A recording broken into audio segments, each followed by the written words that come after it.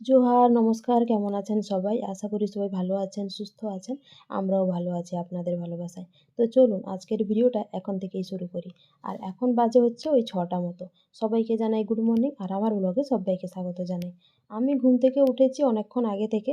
তো বাইরেটা বেরোইনি। ভাবলাম যে না আরেকটু আলো হোক, তারপরে বাইরেটা বেরোবো। যাই হোক এখন বেরিয়েছি আর বেরিয়ে দেখি উর্মিদিকে ঝাড় দিতে লেগে পড়েছে, বাইরেটা আর কি। মোটামুটি ওর এক সাইডটা ঝাড় দেওয়া হয়ে গেছে। আর এক সাইডটা ঝাড় দেওয়া হয়ে গেলে কমপ্লিট হয়ে যাবে। তারপর হচ্ছে দুজন মিলে রুমের দিকে যাব। আমাদের আজকে রুমটা একটু গোছানোর আছে আর কি। এই দেখুন দুজন মিলে এখন রুমের দিকে চলে এসেছি। আর আসার পরে দুজন মিলে কি বলবো আপনাদেরকে, সকাল সকাল রুমটাকে গোছাতে লেগে পড়েছি। তার কারণ হচ্ছে উর্মির কাকু একটা দুটো করে প্রত্যেক দিন জামা কাপড় পরবে আর একটা দুটো করে জমিয়ে রাখবে। তো প্রত্যেক দিন আর বের করা হয়নি। আমি বের করি, তো আজকে এই কদিন আমি বের করিনি। যার কারণে অনেকগুলো প্রায় জমা হয়ে গেছে। সেই কারণে দুজন মিলে একদম আজকে একটু রুমটাকে ফাঁকা করে দিলাম। আর এদিকে আমাদের বিছানাপত্র এখনও কিছু ঠিক করা হয়নি, তবে ঠিক করা হবে। আগে আমি একটু মুখটা ধুয়ে এলাম, না হলে সকাল সকাল তো মুখ টুক না ধুলে বেশ ভালো লাগে না। তবে এখন কিন্তু আর ওই শীতকালের মতো অবস্থা নয় যে সকালে মুখ ধোবো, এটা ধোবো ওটা ধোবো, হচ্ছে ঠান্ডা লাগবে, জল এটা হবে ওটা হবে। এখন কিন্তু আর সেই প্রবলেমটা নেই। যার জন্য একদম সকালে উঠেই একটু এক্সারসাইজ সেরে মুখ টুক না ধুলে বেশ ভালো লাগে না আর কি। আর একটা জিনিস হচ্ছে, মুখ তো ধুয়ে আসলাম, একটু ক্রিম মেখে নিলাম। তারপরে হচ্ছে আপনাদেরকে বলার যেটা, সেটা হচ্ছে আমার শরীরটা একদম ভালো নেই। মনে হচ্ছে এই পেটে ব্যথা হচ্ছে যখন তখন, একদম বিরক্তি লাগছে। যার জন্য মন টনও একদম ভালো নেই। যাই হোক কী আর করা যাবে, মন ভালো না থাকলে, শরীর না ভালো থাকলে ওই বলে না মনটা ভালো থাকে না, আমার হয়েছে ওই অবস্থা। তো সেরকম করেই মুখ টুক ধুয়ে এলাম, ক্রিম টিম লাগানো মোটামুটি কমপ্লিট। তো চলুন এখন সকালে ব্রেকফাস্টে কী করি আগে দেখি। তারপরে রান্নাঘরে গিয়ে দেখি রান্নাঘরে আর কেউ নেই, কারুরই দেখা পেলাম না। তারপরে দেখলাম যে না সবাই মিলে বাগানে এসছে। সবাই মিলে এই যে বাগানের কাজবাজ করছে। কাজ বলতে আর কি বলবো, আমাদের যে সূর্যমুখী গাছ হয়েছে ওগুলো এত লম্বা হয়ে গেছে, যার জন্য পুরো আমাদের তো জানেনই ওপরে পুরো নেট দেওয়া, যার কারণে ওগুলো ছুঁয়ে গেছে। তো গাছ আর বাড়তে পারছে না, এই দেখুন ডালাগুলো এদিক ওদিক বেঁকে যাচ্ছে। সেই কারণে অরুণ কাকু বললো যে না নেটগুলো যদি একটু টেনে টেনে একটু লম্বা করা যায় তাহলে বেশ ভালোই হয়। তো সেইগুলোই একটু করছিল। আর এদিকে দেখুন আমাদের একটা জবা, একটু অন্যরকম কালার, এটা আপনাদেরকে দেখিয়েছি কিনা জানি না, তবে ভীষণ সুন্দর লাগছে, যার কারণে ভাবলাম যে না আপনাদেরকে একটু দেখিয়ে দিই। আর এদিকে দেখুন আমাদের গোলাপ তো প্রায়ই ফোটে। এই কিছুদিন ছিল না, তারপরে আবার দেখুন এই যে দুটো একসঙ্গে হয়েছে। আর একটা ছোট্ট কুঁড়ি আছে যেটা আপনাদের দেখিয়েছি, ওটা কিছুদিন পরে ফুটবে। বেশ সুন্দর লাগে কিন্তু। তারপরে বাগান থেকে এসে একটু বসে টসে নিয়ে, ওই যে বললাম শরীরটা একদমই ভালো নেই। এদিকে উর্মির কাকু বসছে পড়তে। এদিকে উর্মিদের রুমে দেখছি উর্মি আর মা নেই। উর্মি আজকে আমাদের কি বলবো আপনাদেরকে, লক্ষ্মী মেয়ে হয়ে গেছে। সকাল সকাল উঠে কাজবাজ সেরে এই দেখুন কাজে লেগে পড়েছে আবার। এখন তো আমাদের সেরকমভাবে আগে যেরকম হতো না, জলের প্রচুর অভাব ছিল, মানে জলটা ঠিকঠাকভাবে দিত না, বাট এখন ঠিকঠাকভাবে দেয় আর কি। যাই হোক ওই জন্য ও সকাল সকাল যেহেতু জল দিয়েছে, এখন তো টাইমের জল আসে আমাদের সকালে, তো ওটার জন্য ট্যাঙ্কি ভর্তি হয়ে গেছে, বাগানেও দেওয়া হয়ে গেছে। এখনও আমাদের জল দিচ্ছে, সেই কারণে ভাবলো যে না জিনিসগুলো আজকে একটু পরিষ্কার করে দিই। জিনিস বলতে ওই যে মশলাপাতি থাকে, আটা চাল যেগুলোতে থাকে কৌটোগুলো, ওই কৌটোগুলো অনেক দিন ধরে পরিষ্কার করা হয়নি, সেগুলোই পরিষ্কার করছে। তারপরে আমি এখানে দেখুন আমি ওখান থেকে এসেই রুমে একদম শুয়ে পড়েছিলাম। মুখ চোখ একদম ফুলে যাচ্ছে, কি অবস্থা আমার, একদম ভালো লাগছে না। তো এখন প্রচুর খিদে পেয়ে গেছে, সকাল থেকে ব্রেকফাস্ট করা হয়নি, তো সেই কারণে একটু দুধ খেয়ে নিচ্ছি। যাই হোক একটু খেয়ে নিই, তারপরে যাবো হচ্ছে রান্নাঘরে। কারণ এখানে আর শুতে ভালো লাগছে না, আর সকাল থেকে কি শোবো বিরক্তি লাগছে। তো সেই কারণে একটু রান্নাঘরে গিয়ে একটু কাজবাজ করবো যাতে একটু ভালো লাগে। আমার যখনই শরীর খারাপ হয় আমি চেষ্টা করি একটু বাইরে বেরোনোর, হাঁটাচলা করার, কিংবা সবার সঙ্গে একটু হাসি ঠাট্টা মজা করার, যাতে আমার একটু ভালো লাগে আর কি। শুলে মনে হয় আমার শরীর খারাপটা আরোই বেড়ে যায়, সেই কারণে আমি একটু শুতে চাই না।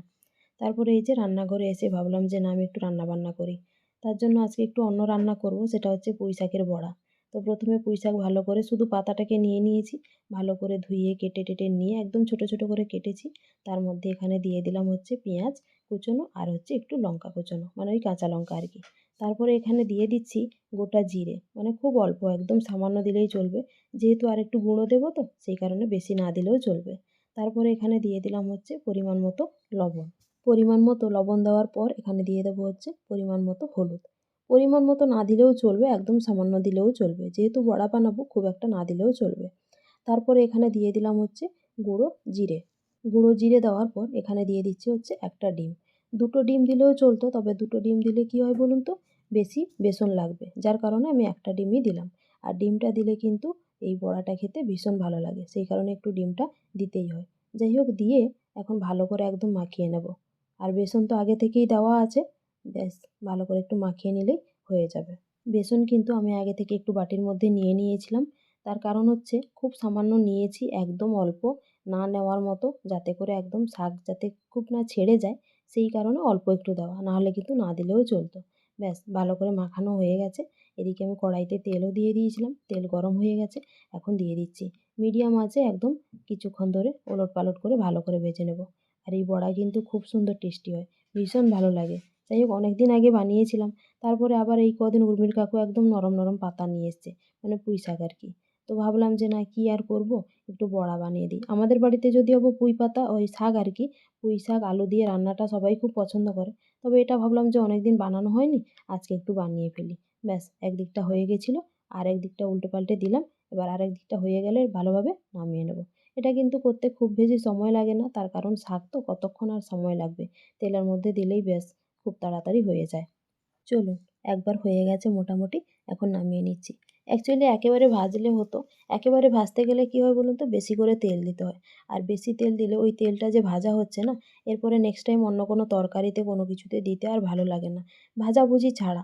যাই হোক, সেই কারণে আমি আর বেশি তেল নষ্ট করলাম না, কম তেল দিয়ে 2-3 বার ধরে একটু ভালো করে ভেজে নেব। ব্যাস একবার তো ভাজা হয়ে গেছে, আর একবার দিয়ে দিচ্ছি। আর একবার মতো হবে 3-4টে করে, তাহলেই হয়ে যাবে। যদি কেউ পুঁই শাকের এই বড়া না খেয়ে থাকেন, তাহলে কিন্তু অবশ্যই একবার ট্রাই করে দেখবেন। আমাদের তো ভীষণ ভালো লাগে, আপনাদের কেমন লাগবে? যদি কেউ ট্রাই করে থাকেন তাহলে কিন্তু অবশ্যই কমেন্ট করে জানাবেন। ব্যাস আরেকবার ছেড়ে দিলাম। এদিকে একটু অল্প আঁচে আঁচে হতে থাক। আর এদিকে দেখুন, আমি অন্যদিকে মাছের রান্নার জন্য কি কি কেটে রেখেছি আপনাদেরকে একটু দেখাই। ভীষণ সুন্দর একটা জিনিস, যেটা কিনা না দেখালে একদমই নয়। এই দেখুন, এটা হচ্ছে টমেটো। মানে এটা হচ্ছে আমাদের বাগানেরই কাঁচা টমেটো। মানে কাঁচা টমেটো বললে চলবে না, ওই অল্প একটু পেকেছে, খুব একটা পাকেনি যেটাকে বলে আর কি, সেটাই। আর এটা কিন্তু ভীষণ টক। তো সেই জন্য ভাবলাম যে না, আজকে একটু মাছে দিয়ে ওই টমেটো দিয়ে টক বানাবো। সেই কারণে অনেকটা পরিমাণ কেটে নিয়েছি আর কি। এদিকে দেখুন, বড়া প্রায় কমপ্লিট, সবগুলো ভাজা হয়ে গেছে। এখন একটু তুলে নিচ্ছি ছেঁকে ছেঁকে নিয়ে।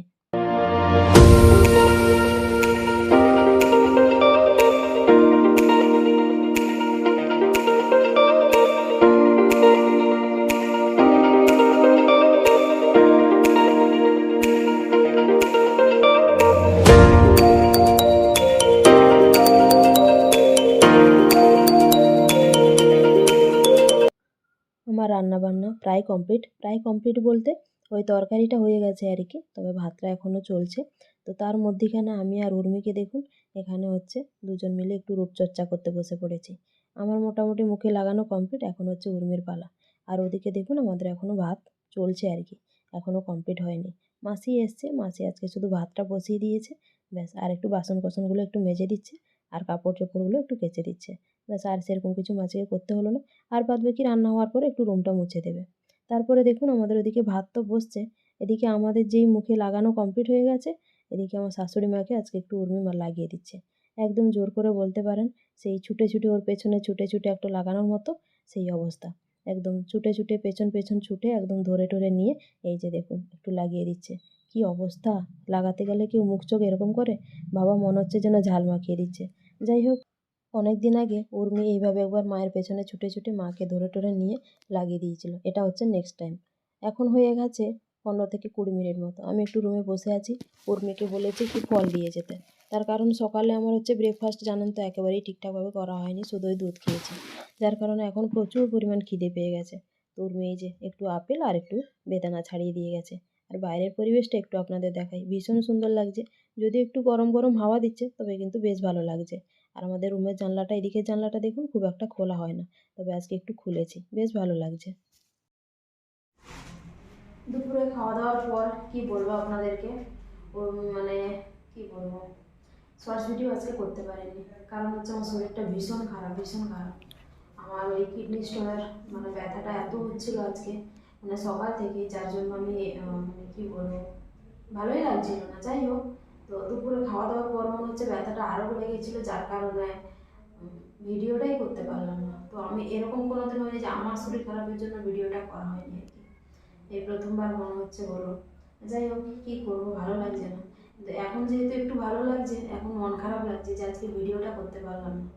তো যাই হোক, তারপর একটু মানে শুয়েছিলাম, উঠে উঠে নিয়ে একটু ঘোরাফেরা করে উর্মির কাকু এখন গেছিল হচ্ছে বাজারে, ওই যে ওখানে নিয়ে এসছে চাল, আর এখানে কী কী নিয়ে এসছে আপনাদেরকে একটু দেখায়। ওই বেশি কিছু না, মশলাপাতি কিছু ছিল না, ওগুলো নিয়ে এসছে। তো জানি না সেরকমভাবে, আমি তো বলেছিলাম যে কী নিয়ে এসছে। এখানে আছে হচ্ছে দুটো কুলপিঠার বিস্কুট, আর আছে হচ্ছে বাতাসা। বাতাসার কালারটা এত সুন্দর, দেখে মনে হচ্ছে খেয়ে নি, ভীষণ সুন্দর। বাতাসা নিয়ে এসছে, আর হচ্ছে কোলগেট নিয়ে এসছে। আর এই অয়েলটা কার জন্য, এটা বলতে পারছি না। নারকেল তেল, কি জানি কার জন্য নিয়ে এসছে উর্মির কাকু, ওর জন্য হয়তো নিয়ে আসতেও পারে। আর এখানে নিয়ে এসছে তেজপাতা। সত্যি কথা বলতে এদিকে তেজপাতাগুলো না দেখলেই কাঁদতে ইচ্ছে করে। এই দেখুন, পুরো দেখুন, পুরো একদম নষ্ট পাতা, মানে ভেতর থেকে খুব বড় জোর 10 থেকে 15টা কিংবা 20টা, মানে এরকম হবে আর কি, ভালো পাতা পাওয়া যাবে, তাও ছেঁড়া মেরা, বাদ বাকি পুরো নষ্ট। এত ফালতু দেয় আর কি, খুব বিরক্তি লাগে। যার জন্য 2 দিন অন্তর আমাদের শেষ হয়ে যায়, 2 দিন অন্তর থাকেই না, এর মধ্যে বেছে বেছে কয়েকটা ভালো বের করি, বাদ বাকি এত পরিমাণ নষ্ট, আর এমন নষ্ট যেগুলো নেওয়ারই নয়, এরকম টাইপের। কি করব, এখান থেকে নিতে হবে। বাড়ি যখন যাই বাড়ির গাছে নিয়ে আসি, এইবারে আবার ভুলেই গেছি বাড়িতে নিতে। আর তারপরে হচ্ছে এখানে চা নিয়ে এসছে, অনেকদিন চা আনা হচ্ছিল না। আর মধুর কৌটো, যেহেতু আমরা এই যে মুখে ইউজ করি ক্রিম, সেটার জন্য লাগে। এটা হচ্ছে সাদা তেল, আর এটা হচ্ছে সর্ষে তেল। আর এখানে আছে হচ্ছে মসুরের ডাল। তারপরে এখানে সেরকম কিছু নেই, শুধু আটাই আছে। অনেকদিন পুরুলিয়া যাওয়া হয়নি, তো ভাবছিলাম যে যাবো করে করে, তারপর ভাবলাম যে না, এখন তো ঠিক নাই যাওয়ার জন্য, এখান থেকেই নিয়ে আসি। যদি ওখানে যেতাম তাহলে ওখান থেকেই সব কিছু নিয়ে আসতাম, ভালো হতো আর কি। ওখানে আমার মশলাপাতি, বিশেষ করে তেজপাতা, শুকনো লঙ্কা, এগুলো ভীষণ ভালো পাই। তো যাই হোক, এখন তো যাওয়ার সেরকম কিছু ঠিকই নাই। উর্মির কাকু তো ডিউটিতে চলেই যাচ্ছে, যাওয়া আর হচ্ছে না। তো সেই জন্য বললাম যে না, পাশের থেকে নিয়ে আসো। তো চলুন, বেশি কথা বলতেও ইচ্ছে করছে না, ছোট্ট একটা ব্লগ আপনাদের সঙ্গে আজকে শেয়ার করলাম। কেমন লাগলো অবশ্যই কমেন্টে জানাবেন। আজকের ভিডিওটা এখানেই শেষ করছি। সবাই ভালো থাকবেন, সুস্থ থাকবেন, দেখা হচ্ছে নেক্সট ভিডিওতে। জোহার, নমস্কার।